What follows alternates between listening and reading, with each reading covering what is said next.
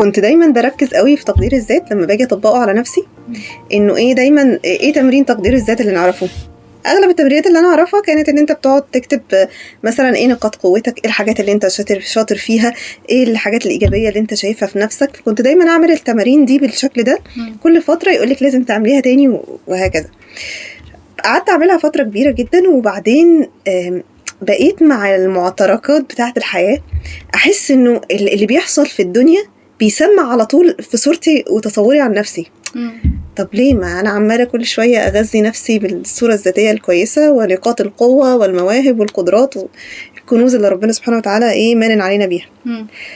لحد ما أدركت نقطة، يعني أعتقد هي دي، عارفة رمانة الميزان، هي دي بجد اللي بتخلي الاتزان يحصل كده، ولما تبصي عن نفسك تعرفي تبصي صح. النقطة دي إنه يا رودينا انتوا طول الوقت بنرسم الصورة الذاتية عن نفسنا بكل الإيجابيات اللي فينا، فنفسك ما عندهاش تصور للجانب التاني بقى اللي هو موجود وهيحصل لك في الحياة كده أو كده، بس نفسك ما تعرفش طب شكله إيه ده، طب تعمل معاه إيه. ليه؟ عشان انتي عمالة تغذي جزء معين من الصورة بتاعتك، جزء إيه بس. طب والجزء التاني، جزء الضعف البشري، جزء اللي ربنا سبحانه وتعالى قال عليه خلق الإنسان ضعيفا، الجزء بتاع إن ربنا قال الإنسان إيه هلوع إلى المصلين طبعا، وهكذا. الجزء اللي ربنا سبحانه وتعالى دايما يكلمنا عنه يقول لنا ظلوما جهولا وكان الإنسان أكثر شيء جدلا. اللي خلق الخلق سبحانه وتعالى وهو يعني بيفهمنا كتالوجنا، قال لك خلي بالك لما الصورة اللي انت شايفاها لنفسك فيها ده وفيها ده. قاعد يكلمك عن السمع والبصر والقدرات اللي مديها لك سبحانه وتعالى، والعلماء يكتشفوا معجزات، وفي نفس الوقت هو سبحانه اللي يكلمك عن الجانب التاني اللي فيكي، الضعف والعجز، وهو سبحانه القاهر وهكذا. فانتي بتبقى الصورة بتاعتك لما تبقى كده، ساعتها لما بيحصل لي حاجة في الحياة وضعف مثلا ما اعرفش اقف قوية فيها، لومي لنفسي بيقل. ليه؟ ما هو انا ادركت هنا ان ده طبيعي، مش رودينا الجامدة القوية اللي داخلة الدنيا بدراعها اللي بيكسر الحديد. لا لا لا، في حاجات في الدنيا تقدري عليها وفي حاجات مش تقدري عليها، تعرفي تغيريها وفي حاجات مش تعرفي تغيري في نفسك وفي الأحداث وفي الأقدار وفي الناس. انتي حسيتي بالحاجة دي قبل كده؟ أول ما دخلت مجال الكوتشنج اتقال لي لازم تصوري فيديوهات كتير قوي، علشان الافضل لما تنزلي فيديوهات عن صفحتك الناس تشوفك بشكلك، وده هي اكتر هيخليهم يتواصلوا معاكي بصريا، فهي هيزود عدد الفولورز اللي عندك يعني. فحاولت، قعدت مع نفسي، عملت فيديوهات كتير جدا من كذا زاويه في الاوضه، مش قادره اوصف لك المحاولات اللي انا عملتها. وبعدها قعدت اعيط، انت ازاي مش قادره تعملي ده؟ ايه المشكله؟ قاعده قدام فيديو بتصوري وفي اوضتك ومحدش شايفك. لدرجة ان انا بعدها حسيت ان انا زي ما بيقولوا كده ستك، انا فعلا وقفت ورحت كده ايه، اعترفت لنفسي انا مش قادرة اعمل ده، مش عايزة اعمل ده. ليه بيفرضوا عليا ده؟ طب انا شايفة نفسي الحمد لله موهوبة جدا في اعرف اعمل حاجة تانية. ليه لازم تخلوني اعمل حاجة انا مش راضية عنها دلوقتي، او مش عايزة على الاقل اعملها في الفترة دي، يمكن اعملها بعدين واشتغل على نفسي، لكن ليه لازم دلوقتي؟ الغلط اللي انا عملته الصراحة فكرة سوبر هيرو، انت لازم تعملي، او ما كله بيعمل، اشمعنى انتي ناقصك ايه؟ عشان مثلا ناقصك ايه؟ عندك الادوات التصوير كلها كمان. بيقول لك ابداي باقل حاجه، مش لازم اضاءه عاليه، مش لازم مايك غالي، اي حاجه ابداي اي حاجه. الفكره مش في الادوات اللي انا هبدا بيها، الفكره عندي انا اللي مش قادره اعمل ده.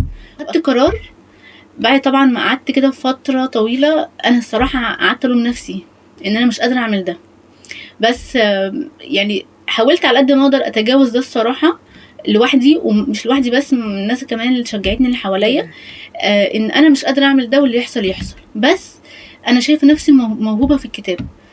يوم لما اقرر ان انا اعمل فيديو هعمله، لكن دلوقتي كده حالا مش هعمل فيديو، مش لازم الناس تشوفني دلوقتي، هاخد الخطوات حبه حبه، هطلع السلم سلمه.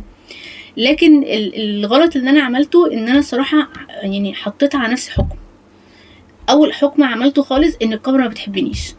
قلت اول حاجه والله يعني قلت لا الكاميرا شكلها مش بتحبني. كل ما اصور نفسي فيديو واشوفه مش عاجبني، لا مش حاساه. تاني حكم عملته على نفسي ان انا شكلي هفضل بكتب بس، مش يعني بوستات ماليش مش أنا في هعمل ماليش انا في الفيديوهات. تالت حكم حكمته على نفسي ان انا مش هعرف اتكلم وشي في وش الكاميرا، لازم حد يقعد يحاورني. فعملت 3 احكام خلوني فعلا وقفت لفتره طويله قوي قوي، ما يعني مش عايزه اعمل فيديوهات بعد ما جربت كتير، لغايه لما اتفقنا على البودكاست ونزلنا عملنا اول سيزون من البودكاست، وشفت نفسي حسيت انه طب انا حلوه اهو، في ايه بقى؟ ليه عملت على نفس الاحكام دي كلها؟ اكتشفت ان انا الصراحه يعني كنت عايزه اثبت للناس ان انا اقدر اعمل ده. دلوقتي عارفه لو تقبلنا من الاول بقى انه مش هعرف اعمل ده او مش قادره او مش انا، كل الاحكام بقى بفطره جلد الذات دي كانت هتختفي. انا الصراحه كسفت اقول لا، مش هعمل كده عشان دلوقتي. كل الناس بتعمل، عشان كله ولا ويلا يا فاطمه، واسلوبهم تحفيزي وما عندهم حق يحفزوني، يلا هتقدري، يلا مش عارفه ايه. لغايه لما جيت في مره وقفت كده واقفه مش هصور خلاص، مش قادره. وحاولت، المشكله ان انا حاولت، كل ما بحاول بشوف نفسي مش عاجبني خالص بقى. فالبدايه كانت من البودكاست ان انا الحمد لله ظهرت، ايه ده اخيرا انا ظهرت، بس بالشكل اللي يرضيني، ان انا قاعده بتحاور مع حد، مش باصه لكاميرا، مش باصه الكاميرا. هنا حسيت انه لما سمعت نفسي فعلا واديتها حقها، يعني حقها في فكره انه لا انا مش لازم اعمل لوحدي، على الاقل البدايه على الاقل البدايه ابداها مع حد. اداني الدفعه ان اعمل فيديو، ونزلت اول فيديو لوحدي وانا بس في الكاميرا. بس الفتره دي كانت من اسوأ فترات حياتي، واللي حسيت فيها ان انا لازم اقدر، والصراحه لومت نفسي الفتره دي. الحقيقه فعلا الاتزان لما بنشوف نفسنا بالاثنين بندي لنفسنا حق ان احنا نبقى ضعاف، ان احنا نبقى مش قادرين حاجات نعرف نعملها، حاجات ما نعرفش. فده فعلا بيسمع بقى تاني في ان احنا نقدر نفسنا اكتر. ليه؟ عشان انت مش هتجلدها، اصل جلد الذات ده بيموت حته كبيره قوي جوانا.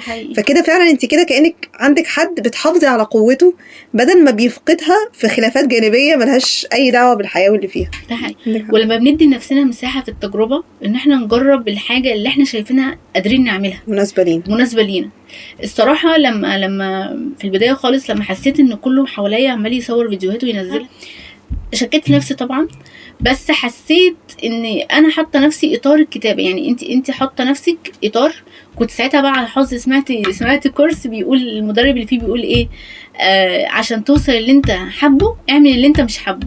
فكمان زود جوايا بقى المعنى، يعني انا عشان اوصل اللي انا حباه مش قادره اعمل اللي انا مش حباه، لا انا كده خلاص ضعت. لا والله بجد انا كده، لا انا كده في الدمار. وقعدت فتره حتى منع الكتابه اصلا. كنت فعلا مش حابه خالص الطريقه اللي فرضها عليا المجتمع. فاكتشفت ان المجتمع دايما بيفرض عليك انك لازم تقدر، او ان غيرك عمل فانت لازم تعمل، مع ان كل واحد ليه طريقته. ممكن اوصل ان انا اعمل فيديوهات بروفيشنال كمان كام سنه، بس انا محتاجه تاهيل، محتاجه صبر، محتاجه اعترف الاول ان انا مش قادره دلوقتي على الاقل. فده اللي اتعلمته من التجربه دي الصراحه. دي حقيقه، لما الصوره بتبقى متكامله بيبقى الموضوع افضل كتير. الحمد لله. الحمد لله.